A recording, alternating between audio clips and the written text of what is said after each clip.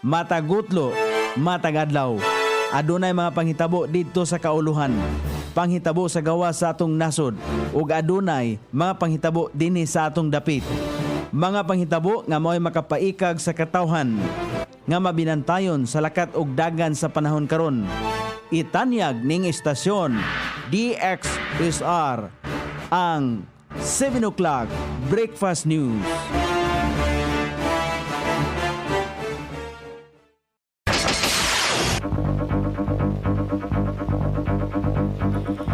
Higala, kumusta? May buntag Iligan, may buntag Mindanao, may buntag Pilipinas. Adlaw Miyerkules, pizza 10 ni buwan sa Setyembre ning tuiga 2025. Sangan sa ato station manager Pastor Ruben Sulapas, kini ang inyong ka-isar Kabisaya Nunay B, ang matod sa hanay sa balita sa La City. O karon sa uluhang tudling sa itong mga balita, lalaki nga kalit midagan dihang giduol og pulis nakuhaan og druga. Mga empleyado sa ICDRRMO gatap sa pre-qualifying exam, basic life support and standard first aid. Iligan City girekognisar sa DTI isip top 20 highly urbanized cities sa 2025. Sa kauluhan, Representativa Saldico, ex-senadora po, lakip sa giimbitahan sa Kamara aron mo atubang sa flood control project probe. Tinuig nga kita sa mga kompanya sa Diskaya Group giladlad sa Kamara. Sa gawa sa nasod South Australia, gipaundang ang paggamit og fish ship plastic soy sauce bottles. Balita sa kinabuhing Kristohanon, usa ka kaso sa hate speech nga giatubang sa usa ka Kristohanon sa Finland niabot sa Korte Suprema. Kini ang uluhang tudling sa atong mga balita nga dalit kanato ning istasyon. DXSR 106.7 sa inyong FM dial. Ang bultong radyo sa Dakbayan Siligan nga nagsibya sa balaang kasulatan, pinasubay sa inspired and preserved, not simply dictated King James Version sa Anchor Broadcasting Corporation.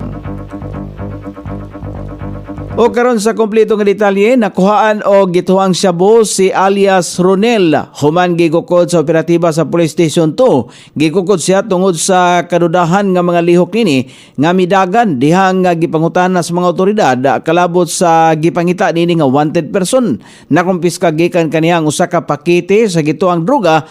Ang insidente na hitabo sa Zone Leo, Barangay Suarez, sakop ni Dakbayan Siligan. Miangkon ang suspect nga napriso na siya kaniadto tungod gihapon sa paghupot og illegal nga droga. Ana karon ang dinakpan sa Police Station 2. Gipresentar ni Armin Aloro, head sa Iligan City Disaster Risk Reduction and Management Office ICDRRMO, ang tulo ka mga empleyado sa opisina nga nag-pre-qualifying exam sa Basic Life Support and Standard First Aid nga gipahigayon sa Department of Health Region 10 atong Setyembre 1 og hangtod sa 5 sa Pearlmont, Cagayan de Oro City.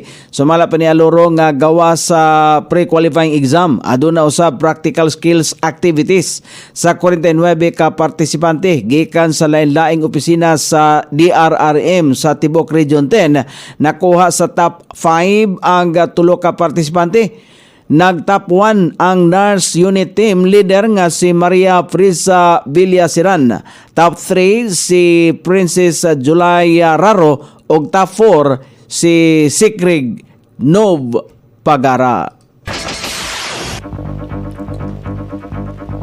Top 20 sa highly urbanized cities sa 2025 ang Municipalities Competitive Index kon CMCI ang Iligan.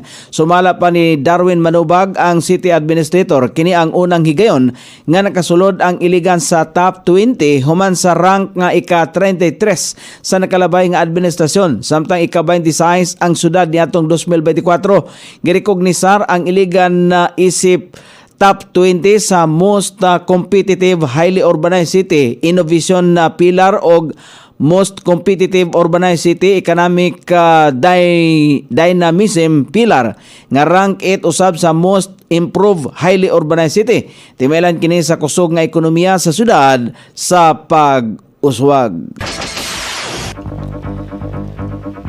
O karon sa balita sa kauluhan, giimbitahan sa House Infrastructure Committee, Infracom, sila si kanhi Senate Finance Committee Chairperson Grace Poe, ako Bicol Party List Representative kanhi House Appropriations Panel Chairperson Saldico, o kanhi Department of Public Works and Highways Official Roberto Bernardo aron matubang sa investigasyon sa flood control project, partikular na sa budget insertions. Ang imbitasyon sa kanhi o kasamtangang mga magbabalaod mao ang pinasubay sa pag-aprobar sa House Panel sa motion ni Caloocan Representative Edgar Irise kung asa gi pangatarungan niyang angay nga mapatinaw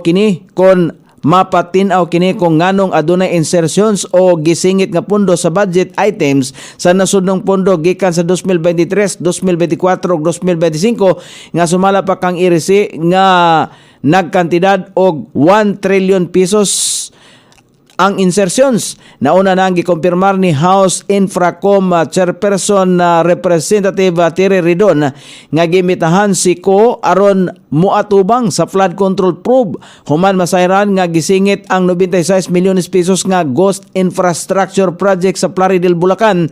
Ang gi-insert sa closed door meeting sa Bicameral Conference Committee. Sumala pa sa magbabalaod ang naasoyng proyekto ang wala sa National Expenditure Program o sa mismong General Appropriations Bill o balaod ng pondo nga giaprobahan sa ubos balay balauranan. Nakaabot na sa nasod ang bagong warship sa Pilipinas kabahin paghapon sa pagpailalom sa Armed Forces of the Philippines sa modernisasyon.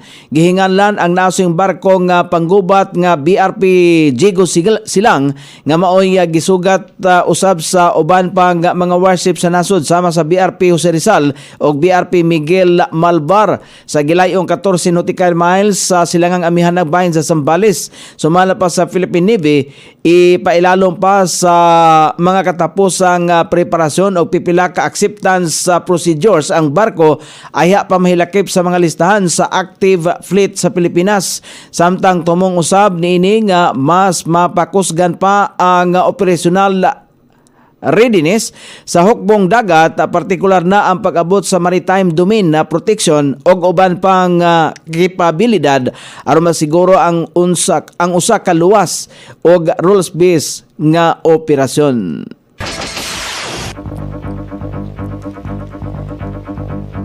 Giasoy ni Representative Janet Garin ang tinuig nga kita sa mga kumpanya ang gipanagihan sa pamilya Diskaya base sa mga dokumentong gisumite sa Securities and Exchange Commission SEC. Sumala ba kang Garin na kung mamatikdan ang dakong pagtaas sa kita sa nasong kumpanya sugod pa niatong tuig 2016. Ang presentasyon ang kabahin sa mas halapad nga pakisusi sa financial nga lihok sa mga negosyo sa Diskaya Kupol nga karon ang giimbestigahan kalabot sa mga aligasyong posibleng adunay irregularidad sa ilang operasyon. Nagmotion usab si Iloilo Representative Janet Garin nga obligahon ang Diskaya Group of Companies nga magsumite og kumpletong listahan sa mga proyekto nga gihimo nila sa Western Visayas sugod pa niadtong 2015. Kini ang kabahin sa mas halapad gihapon nga pakisusi sa sumalapay irregularidad sa mga kontrata sa mga kumpanyang gipanagihan sa pamilya Diskaya. Nasayran nga adunay proyekto sa Iloilo nga kulang sa mga dokumentasyon, adunay managlahi nga contractor records og walay transparency board sa site. Pipila ka mga kumpanyang nalambigit mao ang St. Gerard Construction, St. Matthew General Contractor ug uban pang parte nga kompanya sa Diskaya Group. Katuyuan sa motion ni Garin nga matumbok kung adunay pattern sa anomalya sa mga proyekto sa rehiyon. Labaw na nga adunay gikataho nga grabing pagbaha sa pipila ka mga barangay pagkahuman sa implementasyon sa pipila ka flood mitigation structures. O karon sa balita sa gawa sa nasod, gipaundang sa gobyerno sa South Australia ang paggamit og mga plastic soy sauce bottles nga giporma og isda nga gigamit usab sa ubang nga negosyo isip kauban sa mga bento box meals. Sumala pa sa South Australia nga ang pagpaundang sa nasod plastic product gikataho nga kasagaran mapadulong sa basurahan og dili ma-recycle. Gilikayan sa nasod lugar ang pagdaghan usab sa mga single-use plastic containers aron nga dili makaapekto sa marine wildlife. Lakip na sa nasod nga kamanduan. Pulihan ang PC plastic soy sauce bottles o mga refillable bottles nga ibutang sa mga lamisa.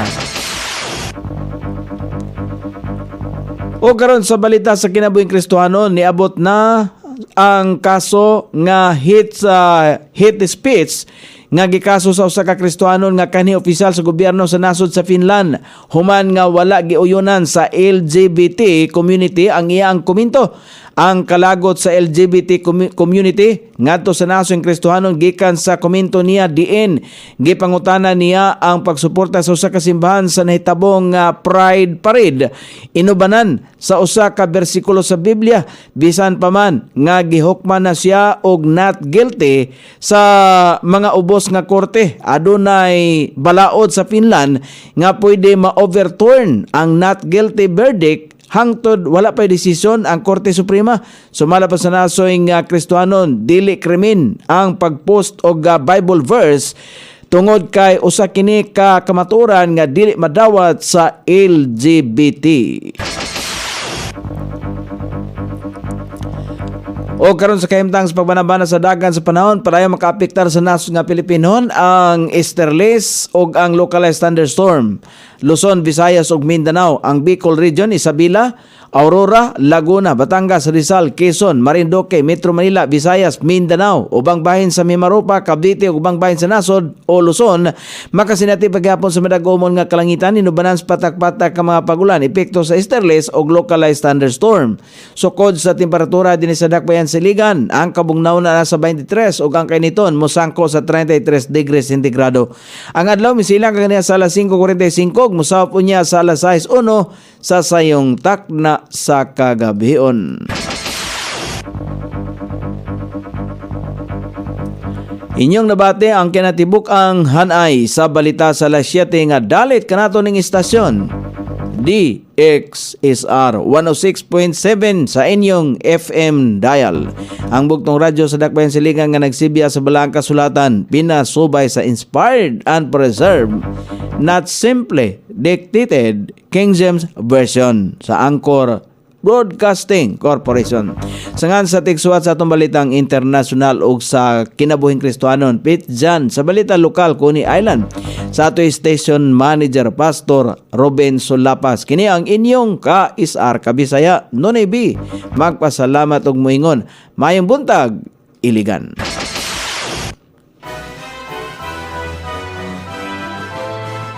Inyong nabati ang 7 o'clock breakfast news hangtod na usab og mga adlaw sa samang takna o sa samang istasyon. Daghang salamat sa iyong pagpaminaw og maayong buntag.